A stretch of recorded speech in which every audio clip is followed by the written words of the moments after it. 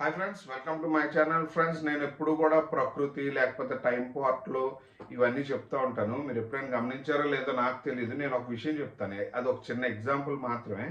జనరల్గా మీకు నేను అంటే కాలం కాలం ఎప్పుడైనా ఏదైనా ఒక డైమెన్షనల్ చేంజ్ తీసుకుంటుంది. డైమెన్షనల్ చేంజ్ అంటే ఎలాంటిది అంటే అప్కమింగ్ ఈవెంట్ ఏదైతే ఉందో అది పబ్లిక్ని ఎలా మారుస్తుంది, ఎలా మారిస్తే ఎలా అంటే ఏ రకంగా మనం ముందుకెళ్లాల్సి వస్తుంది, ముందుకెళ్తే ఏం చేయాల్సి వస్తుంది అనేది ఉంటుంది కదా. ఇప్పుడు మీకు ఒక చిన్న ఎగ్జాంపుల్ చెప్తాను. యూట్యూబ్ అనే ప్లాట్ఫామ్ వచ్చిన తర్వాత అమెరికన్ కంపెనీ దగ్గర నుంచి రైతు వరకు కూడా ఇన్కమ్ సోర్స్ అనేది ఏర్పడే విధానం ఏర్పడింది. అంటే ఏంటి, ఒకప్పుడు ఈ యోగం ఉన్న వాళ్ళందరికీ కూడా ఈ యోగం పనిచేయలేదు. ఎందుకు పనిచేయలేదంటే మీకు దేశాలు దాటి లేకపోతే ఇతరులు విదేశీ ధనం తినే యోగం ఉండే వాళ్ళకి ఆ ఛాన్సెస్ లేవన్నమాట. ఆ ఛాన్సెస్ లేవంటే నేచర్ లేదు అప్పుడు.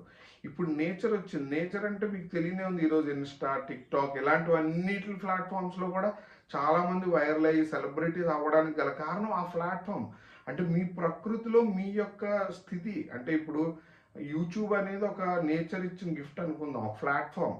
ఇప్పుడు ఆ ప్లాట్ఫామ్ దగ్గరికి వెళ్తేనే కదా వీళ్ళు స్టార్లు అయ్యారు.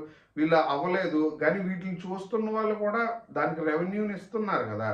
అంటే ఒక ఒక ప్లాట్ఫామ్ని నలుగురు ఐదుగురు సంపాదించుకోవడానికి వాడితే నలుగురు ఐదుగురు ఆనందం పొందడానికి వాడుతూ ఒక ప్లాట్ఫామ్ అంటే ఇది ప్రకృతి ఎటు క్రియేట్ చేసింది అని. ఇప్పుడు ఒకప్పుడు న్యూస్, వైరల్ న్యూస్లు, ఏదైనా స్కామ్స్ బయటపడితే గబగబా ఇంపార్టెన్స్ అనేవి ఎక్కువ ఇచ్చేవాళ్ళం. బట్ ఈరోజు మీరు గమనిస్తే మనకు ఆ ప్రయారిటీ లేదు. ఇప్పుడు మనం యూట్యూబ్లో నింటే వైరల్ అయ్యే వీడియోస్ని ఎక్కువ చూడడం.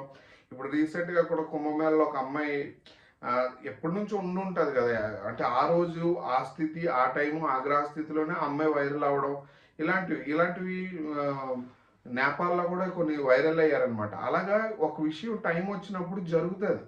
అది జరిగేటప్పుడు ఏంటంటే ఆ నేచర్ ఉందా లేదా అది ఎలా తెలుసుకుంటారు?